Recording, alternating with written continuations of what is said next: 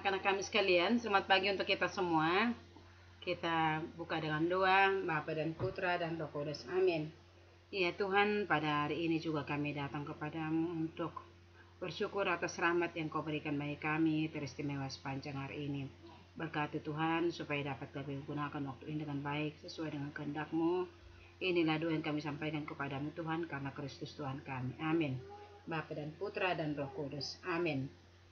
Oke anak-anak kami, tetap semangat ya. Mari kita lanjutkan materi kita kemarin, yakni mengenai klasifikasi makhluk hidup. Untuk hari ini tetap kita akan tindak lanjuti bagaimana caranya kita itu dapat mengklasifikasikan makhluk hidup itu sendiri. Nah, sebagaimana yang sudah dikatakan kemarin bahwasanya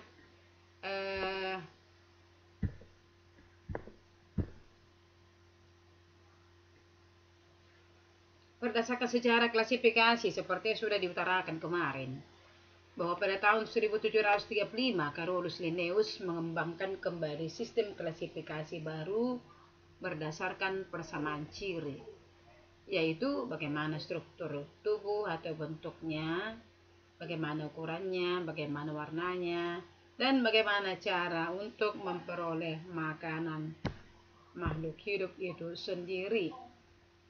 Nah, kemudian katanya bahwa menurut Linnaeus, ya, sistem klasifikasinya itu dibuat dengan cara memberi dua kata untuk tiap nama jenis organisme, di mana kata pertama merupakan genusnya dan kata kedua merupakan petunjuk jenisnya.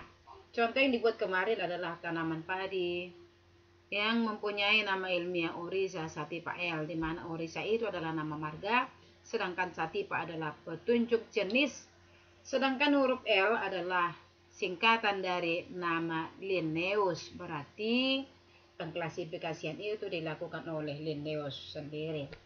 Baik, sehubungan dengan apa yang sudah kita bicarakan itu, saya masih bertanya dalam hati, apakah Anda paham dengan apa yang dikatakan dengan klasifikasi itu sebenarnya? Klasifikasi makhluk hidup itu merupakan suatu cara mengelompokkan makhluk hidup berdasarkan kesamaan ciri yang dimilikinya, di mana klasifikasi itu memiliki tujuan baik secara umum maupun secara khusus. Secara umum, klasifikasi itu bertujuan untuk mempermudah mengenali, membandingkan, dan mempelajari makhluk hidup itu sendiri. Sedangkan tujuan khususnya ada 4. 1. Dapat mengelompokkan makhluk hidup berdasarkan persamaan dan persamaan ciri yang dimiliki oleh makhluk hidup tersebut.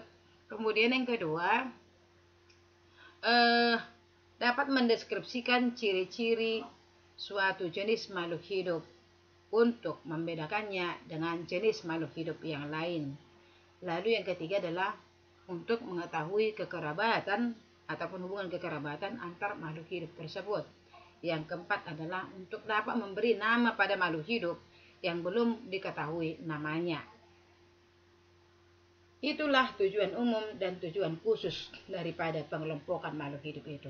Berarti kalau ada tujuan pasti ada dasarnya. Dasar-dasar daripada pengelompokan itu antara lain adalah berdasarkan perbedaan dan persamaan ciri yang dimiliki. Kemudian berdasarkan bentuk tubuh bagian luar yang secara morfologi, dan dari bentuk dalamnya yaitu alat dalam tubuh, itu yang dikatakan dengan secara anatomi. Lalu yang berikut adalah berdasarkan manfaatnya, ukurannya, tempat hidup, dan cara hidupnya. Itu yang bisa kita lihat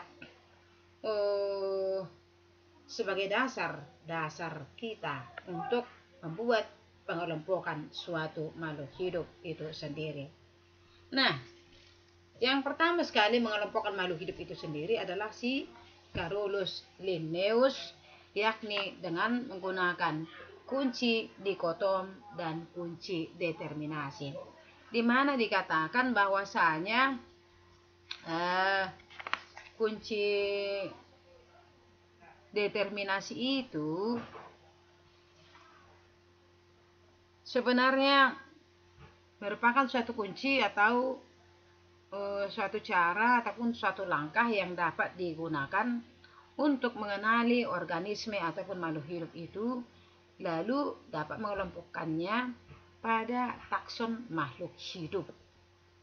Maka dikatakan kunci determinasi itu berupa keterangan tentang ciri-ciri makhluk hidup yang disusun berurut, mulai dari ciri-ciri umum hingga ke ciri-ciri khusus yang dimiliki oleh makhluk hidup tersebut.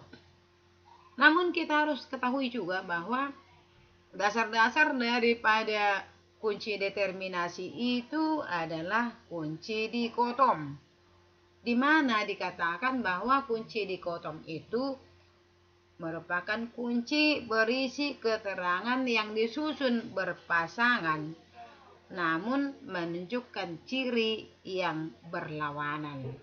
Jadi sekali lagi saya ulang, ketika si Carolus Linnaeus akan berencana untuk mengklasifikasikan makhluk itu, maka dia itu menggunakan kunci dikotom dan kunci determinasi, dengan catatan bahwa kunci determinasi itu dasarnya adalah kunci dikotom, di mana dikatakan tadi kunci dikotom itu berisi keterangan yang disusun berdasarkan disusun secara berpasangan dan menunjukkan ciri-ciri yang berlawanan.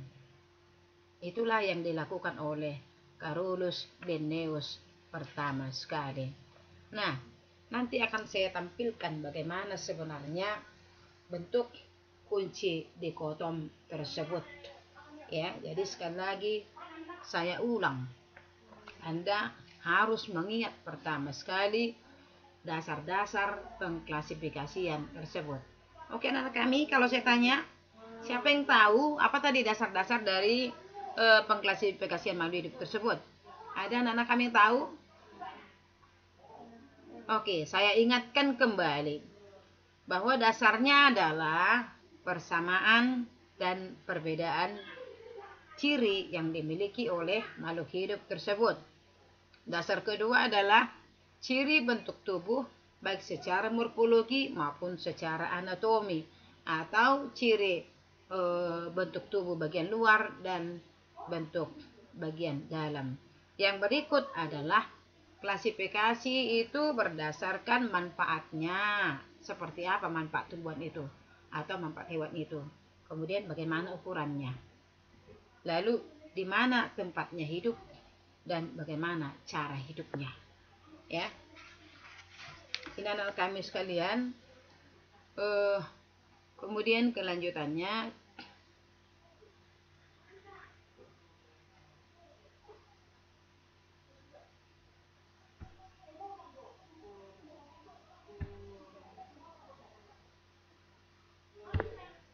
anak-anak kami sekalian, coba kamu buka nanti bukumu halaman 62.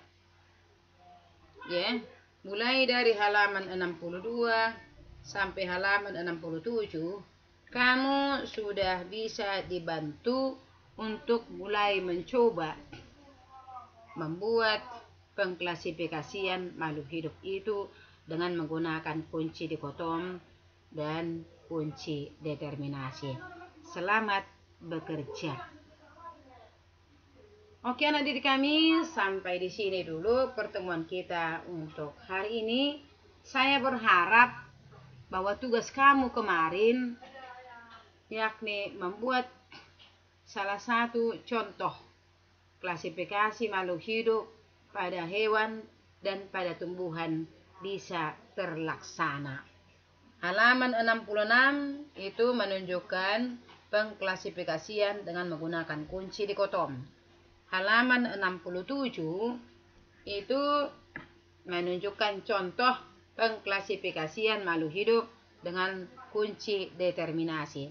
Saya harap nanti kamu bisa ganti-ganti lagi makhluk hidupnya, baik untuk hewan maupun tumbuhan, sampai betul-betul kamu bisa mengerjakan pengklasifikasian itu secara luar kepala.